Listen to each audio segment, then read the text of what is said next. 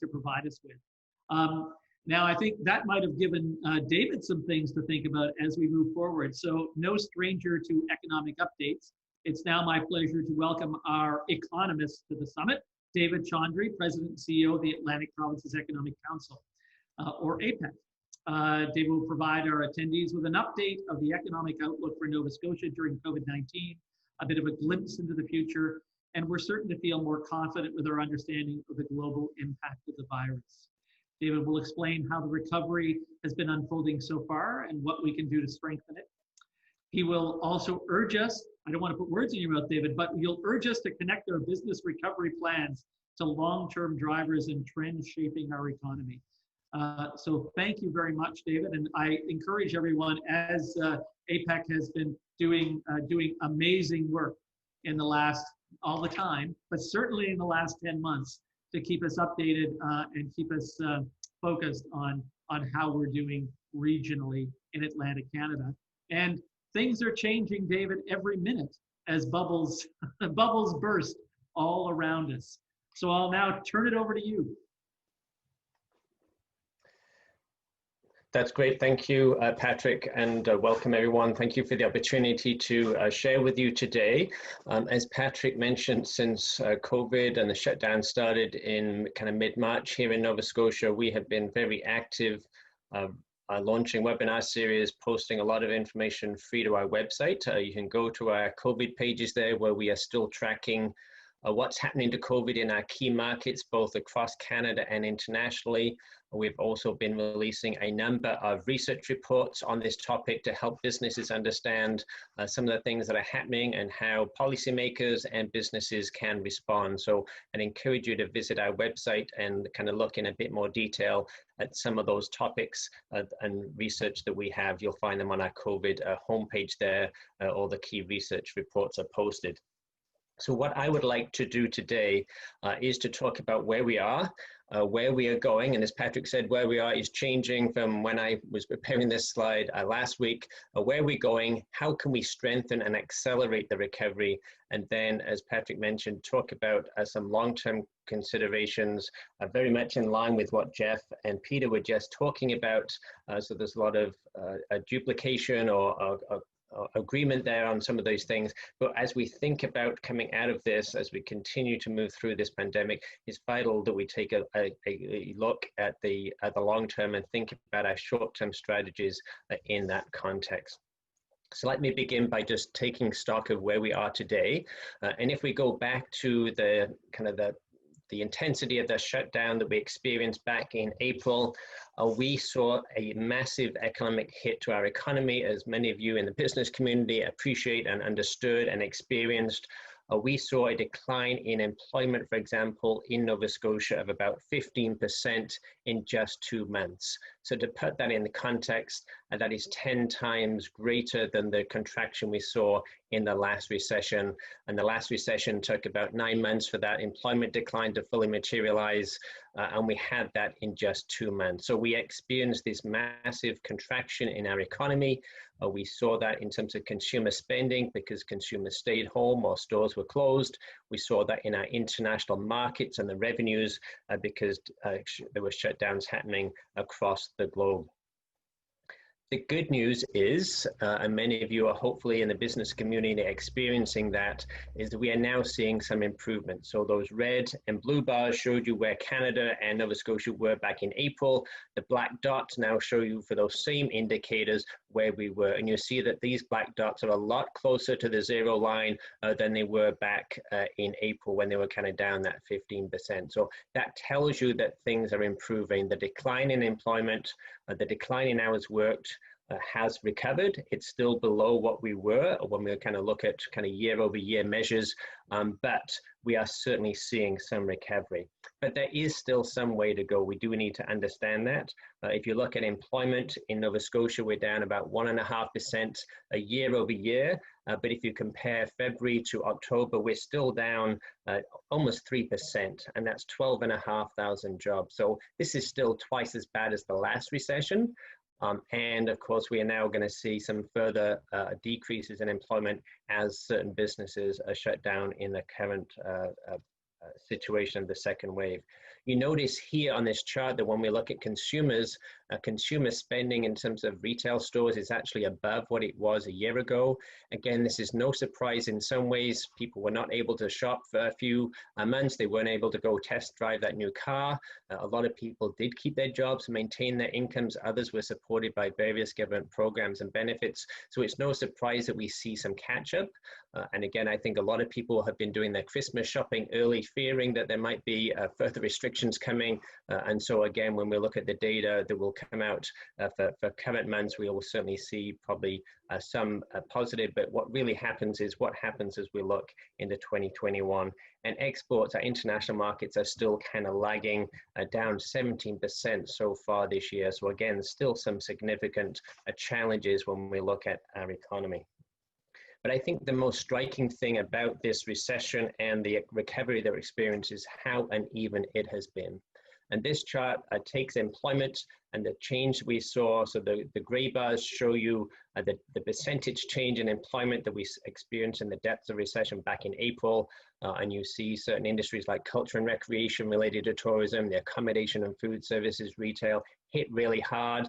Personal services like hairdressers, again, hit really hard during that shutdown. And these blue bars tell you where employment is today. And you see everyone is doing a lot better today than they were back in April. However, you see that some industries like professional and financial services are actually back to where they were or even doing better than what they were in terms of employment, whereas a number of other industries are still struggling. And again, that huge variation of some industries that are plus 20%, some industries are minus 20%, it just shows you how diverse the effects are on our economy. And these travel-related industries, the accommodation and food services, the culture and recreation, the retail component of that, these are really struggling along with those that are facing physical distancing restrictions like our food services and restaurants that are being kind of shut down again. Those are really going to struggle and lag the recovery because of the challenges around travel and the restrictions that we have.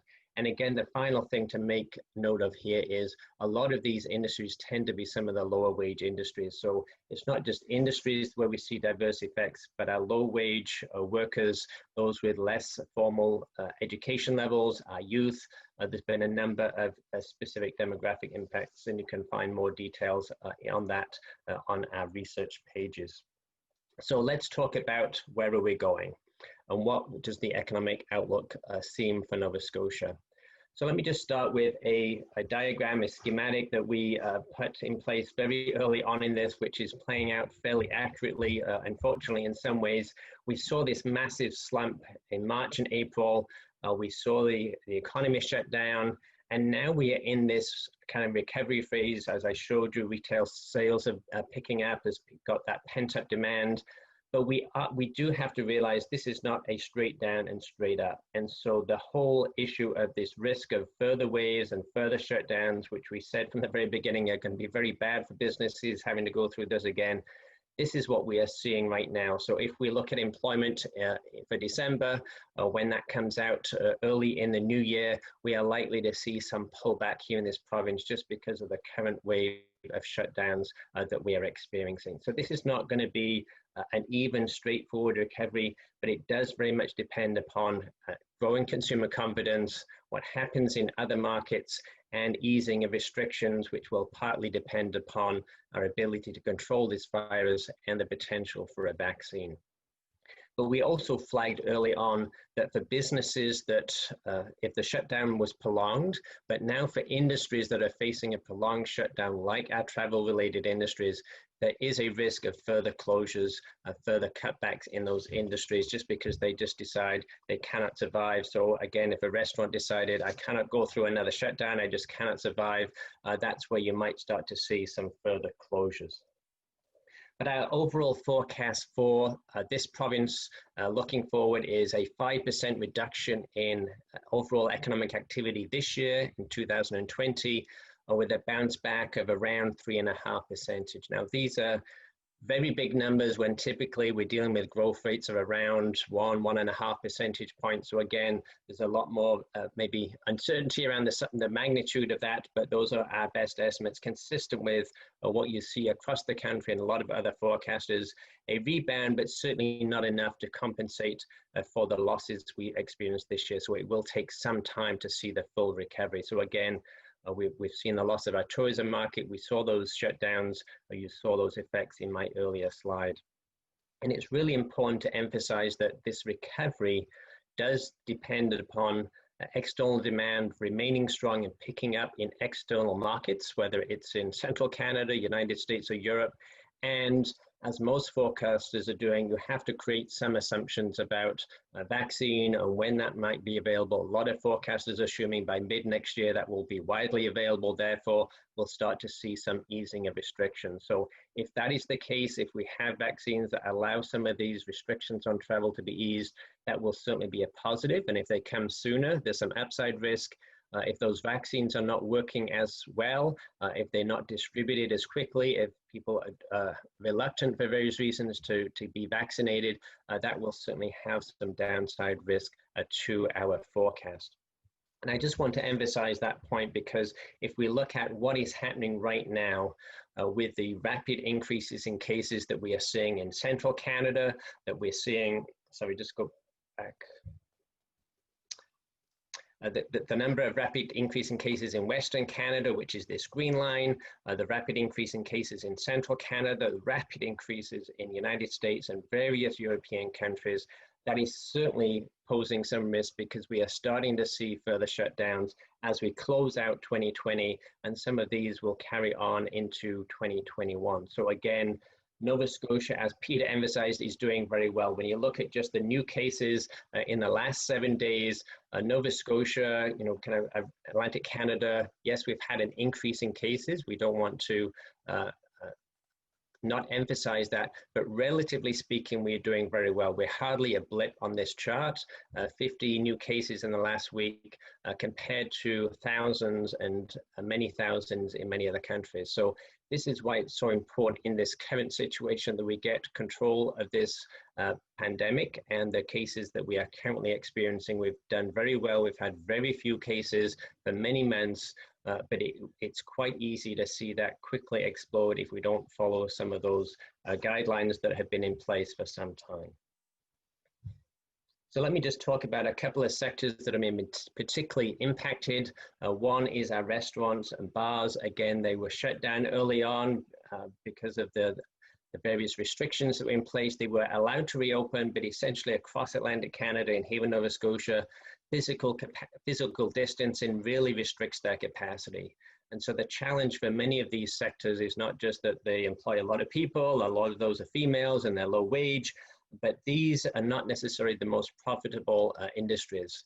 And so when you go from a small profit margin of maybe around 5%, and now you have to operate at best 50% capacity, your revenues are down 50%, your costs are down 50%, assuming you can reduce your labor by that amount, but you still have to pay your rent and some of those fixed costs, you're not going to be profitable. So although many of our restaurants benefit from patios during the summer season, the data that came out after I prepared this slide, we're still down about 20% year over year in September. So they're improving. Their sales will start to drop off as they typically do seasonally. They're going to drop off even further in December because of the current shutdown. But again, this is an industry that's really challenged by those physical distancing requirements. And again, their ability to remain viable at something less than 100% capacity. Another sector that has really been impacted is our travel and tourism related sectors. This is a chart showing the room nights sold and projected to be down substantially this year. Already seeing that in the data, and particularly in Halifax, that would typically attract a lot of those big trade and conventions, and people may be traveling for vacations in the summer, but maybe avoiding Halifax, getting out of Halifax to some of the smaller communities. Again, we do expect to see a recovery, but it's going to take some time for this industry to recover because of travel restrictions, because of people's fear, and some of the challenges in place. Of course, now we've seen some reductions in our regional flight capacity. Again, it's understandable why they would cut that back when people can't or are afraid to travel. However, it does pose a risk to our ability to then restart and resume our growth for business travel as well as for tourism. And I just want to highlight this one statistic that I thought was very important. Statistics Canada estimated the cost of the current shutdowns on Canada's tourism industry in 2020, and they came up with some various numbers there. And it was fairly substantial. However, if the restrictions, they looked at different scenarios, if those restrictions domestically and internationally remain in place for another 3 months, those costs increased by 25%. And that was just for 2020. We are nowhere near getting close to reopening our international borders. So those costs in this industry are growing every quarter, and we don't yet have a plan to be able to reopen safely those borders and travel restrictions. And then finally, in terms of the outlook, immigration has been a very key for this province and for Halifax in particular. We've seen our population growing in Halifax and Nova Scotia in recent years, boosted by immigration. Immigration numbers are down around 50%, so that will particularly impact the growth in Halifax's population this year. But we have also seen some positive trends in terms of people moving to this province, and some of our earlier speakers addressed that. We don't have hard data yet, but we certainly know there's been a lot of anecdotal interest and people buying homes here, looking for a safer place to live outside of some of those big sectors. So again, it's not yet clear how big this will be and whether this will be a longer term trend, but certainly our smaller cities, the fact that we've done fairly well so far in containing COVID have certainly make this an attractive place. You've got lower housing, we're on the ocean, there's lots of advantages. As Jeff and Peter were trying to emphasize, how do we help sell those advantages to people that might want to work in other places but can now do so from here. So I haven't been able to touch on a lot of things, but again, if you are interested in more details around our Nova Scotia economic outlook or for another province, you can still purchase access to those recordings. Just go to our website, outlookconference.ca. They're available until the end of this month. So again, I encourage you to look at that if you are interested, and members of APEC benefit from discounts. So let me then just talk about how can we strengthen and accelerate this recovery and how we tie that into then some long-term solutions. One of the things that I've been trying to emphasize for several months now is that we need to take a balanced approach to this, and you saw some of that in some of the earlier presentations. We've been very focused on public health, and rightly so, because we have to try to control the spread and manage the spread and the healthcare costs and implications of this pandemic. We have seen, and I've shown you, and you've experienced in the business community, the economic and business costs of the shutdowns and the way we are trying to manage this in terms of restricting travel, restricting physical distancing, capacity limits.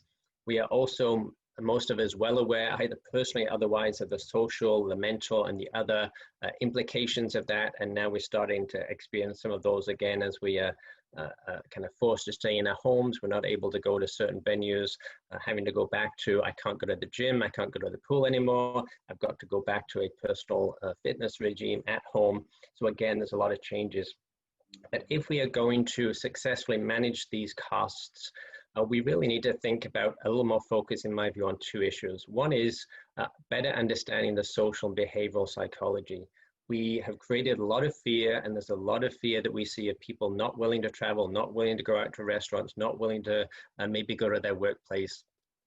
And we kind of created that. So we have to find a way to help people feel safe, but we also need a way to ensure that they will follow and continue to follow some of the health guidelines, which is probably part of the challenge that we've experienced now with the increased cases here in Nova Scotia.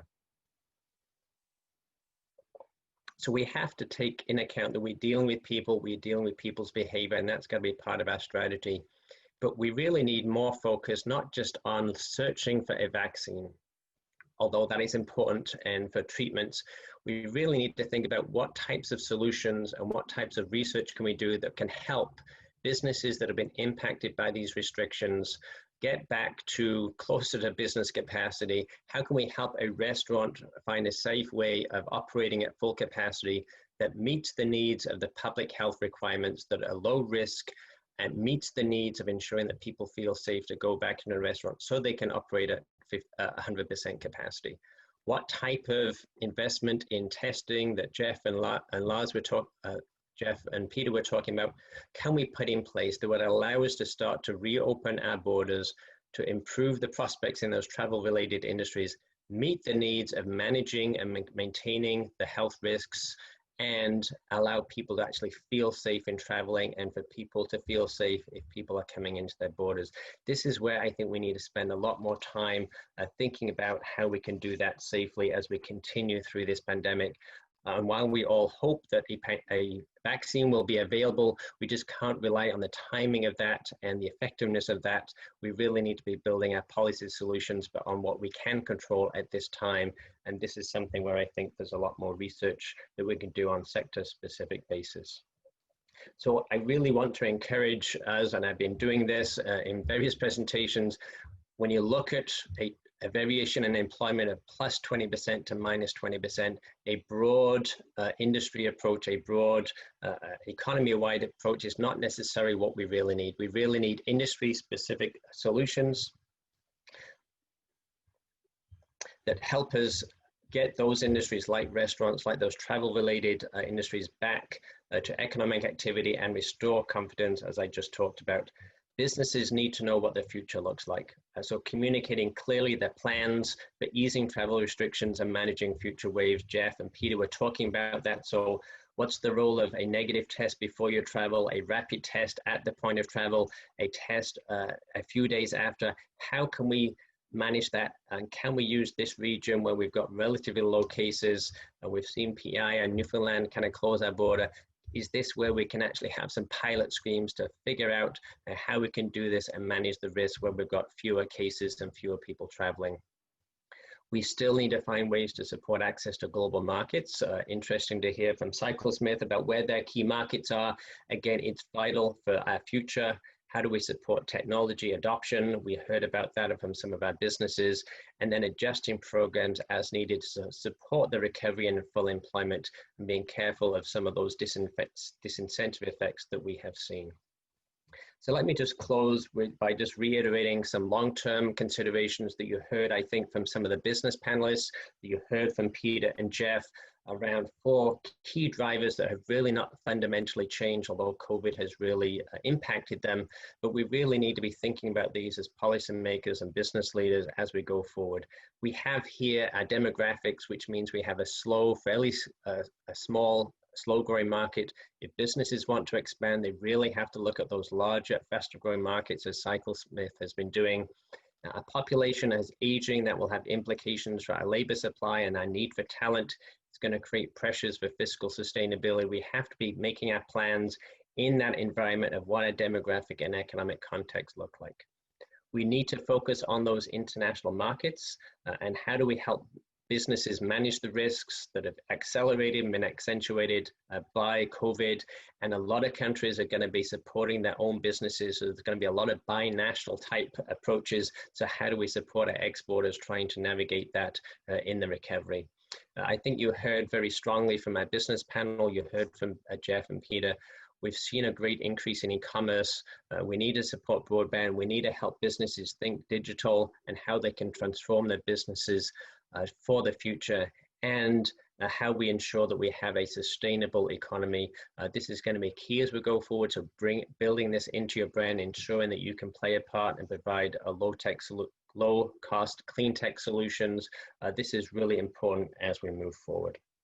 So I just want to close and leave with that. If there's any time for questions, I'd be happy to take them. I know we're almost right at time, but I think you've seen some certainly a degree of a consensus around some of the things that myself, the business, and some of the earlier speakers have shared. Thanks, David. Very much appreciate that. And of course, we have some questions. I think I have some questions, and I see folks are jumping in questions, although really long questions. So I'm going to have to kind of look at those while I start out with a question for you. You know, I'll tell you one thing I was surprised at, and I know you presented information that was kind of Atlantic Canada specific, but I'm sure you look at some of the broader numbers, province-wide, sort of province by province. One thing I was surprised at is that we didn't see a greater lift in Atlantic Canada with the bubble that we did have versus some of the other provinces. So when I looked at, and I'm trying to remember the numbers, although you may know them better, and I don't mean to put you on the spot, but you know, when I looked at Ontario or Western Canada, Nova Scotia actually, in terms of increased economic activity, it didn't necessarily have a ton of increased economic activity that I thought the bubble would have bought us, if you will. Am I way off base there, or what do you think? Yeah, I think, you know, there's certainly been some variation across Canada. New Brunswick and PEI were not hit as hard. They were able to reopen. They've certainly seen some positive when you look at their trends. Nova Scotia was lagging. Newfoundland and Labrador kind of lagged even further because it's dealing with the low oil prices. So there's certainly been some variations. I think a number of businesses did benefit from the Atlantic bubble. There was people traveling within the region, within the province. But again, we had shut out the export market. So we were losing all those people from Ontario and Quebec who would normally come in and support it. So I don't think we were seeing any lift because there was no lift coming from outside. It was only kind of people traveling within the region. And so whether they traveled in the province or they traveled to another province in the bubble, I think it helped our businesses. It helped people trying to meet families. So I think there was definitely benefits, but I don't think this was necessarily about trying to boost our economy relative to others. It's about accepting we've got a small market of 2.4 million people. So how do we help our businesses that operate regionally? How do we help create some regional tourism? So I think it helped certain businesses, but I don't think it was necessarily always going to kind of impact some of those big macroeconomic indicators. You know, great point. And it's something that I perhaps excluded. We still are a relatively small market. And, you know, with Nova Scotia getting, I think, twice our population or almost a couple million visitors, you know, a year. And without those, we wouldn't have had the significant lift that we would have had in the past. I'm intrigued by your industry-specific approach comment. And I think Ismat said a similar thing in the chat. You know, how do we sort of find some of those innovative solutions to restore economic activity while managing the health risks? You know, there are actually, and again, you can correct me, but if we think of tourism, if we think of hospitality, if we think of the restaurant sector, we think of gyms, you know, many of whom are closed right now, that's clearly areas that are suffering. But, you know, many other areas aren't suffering. How do we tap into the areas that really need help on an industry-specific way? Yeah, and again, there's been lots of government support programs, and they've been very helpful. I know I heard that from some of the business speakers earlier, but I really think we need to put some dollars into some research and say, look, here's the restaurants. They're probably going to be operating with these physical capacity restrictions for how many more months? Look, we know that's going to be a challenge. So have a competition. We've got people in our universities, we've got people in our community college, we've got innovative businesses, put out a competition to incent people to propose and research and provide solutions. Some of that could be looking globally at what's happened elsewhere, and then find a way of rewarding people to give the best proposals, work with the industry, and then figure out, well, if that means I need, you know, plexiglass that goes from floor to ceiling in a restaurant to create safe bubbles or better air conditioning, then think about how do we fund businesses to actually be able to implement them. So I think working with the industry, and I think the industry should step up here and maybe go to government and say, look, we want to get this research funded on this area. Your livelihood depends upon this. Governments are dealing with a lot of things, but go to government and say, look, we're willing to put a few dollars into this. We need your help, but let's fund some research. Let's get a plan in place so that we know, when is our cruise industry going to reopen? When are those provincial and international borders? Because how can you plan and invest in your tourism business when you have no idea when? We really need this type of research. We need a plan, and we need to be able to do it safely. Otherwise, it's not going to fly. But we really need to invest in what is a scheme of testing or other solutions for travel, for restaurants, and other industry-specific issues that allow the economy and the business to recover while we are still in this pandemic, and managing the people dimension and the business dimension at the same time, and keeping those health risks well contained. Yeah, well, I think you obviously touched on the question I was going to get to, which is in your comments, communicate plans for easing travel restrictions and managing future waves. We had Dr. Strang on the phone yesterday, and we were pushing him about testing at the airport, as I mentioned a few moments ago with Peter and Jeff. You know, the comment back was the house is on fire.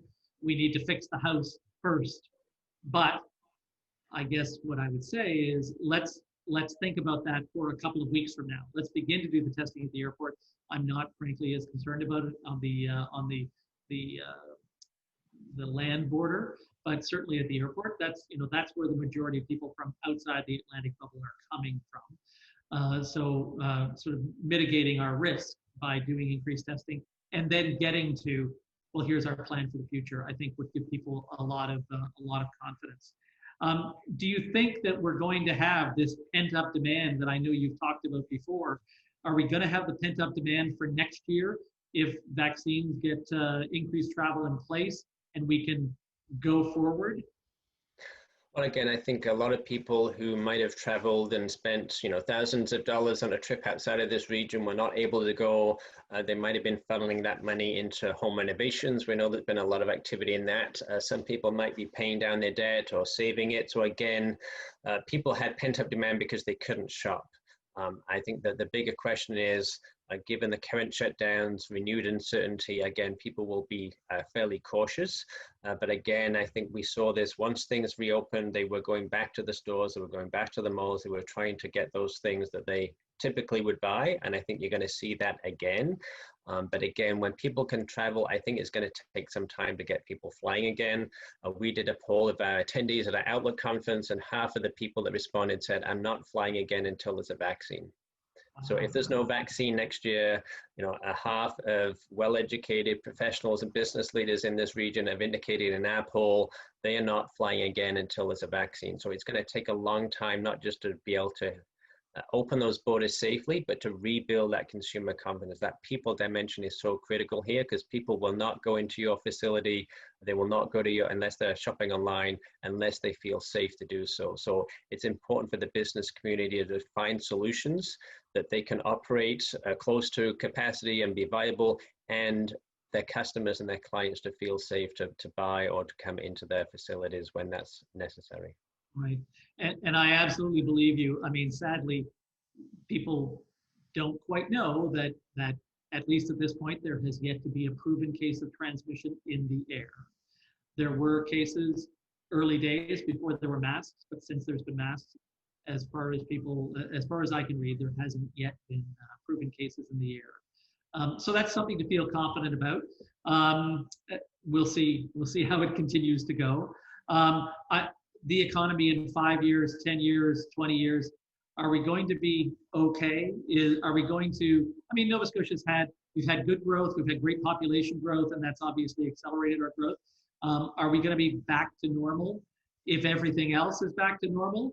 Or will we be the last ones to recover?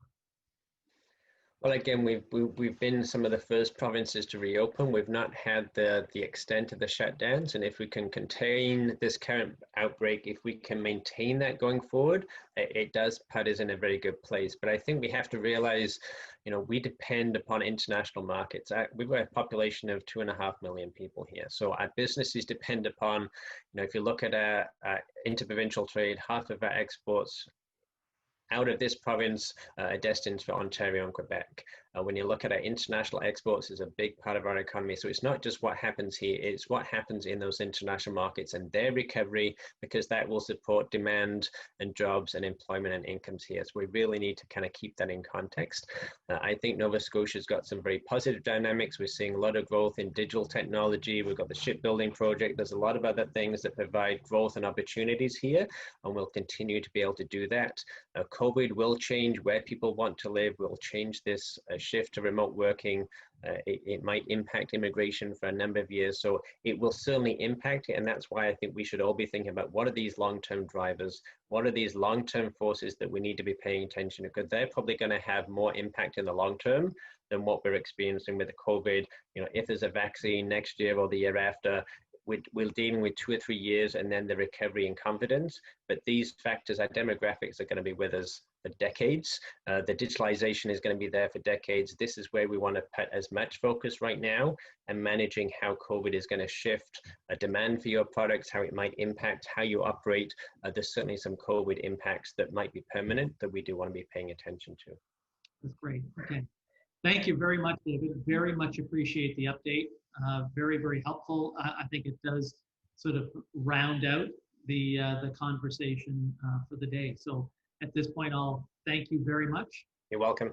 And let you go. Will your slides be available? I should ask that. A couple of folks have asked that. Yes, I can certainly make them available. I did share a PDF, so you can certainly circulate those or post those as you need. Okay, that'd be great. Okay, thanks very much, David. I look forward to talking to you again soon. Yeah, you're welcome. Thank you. Goodbye. Goodbye.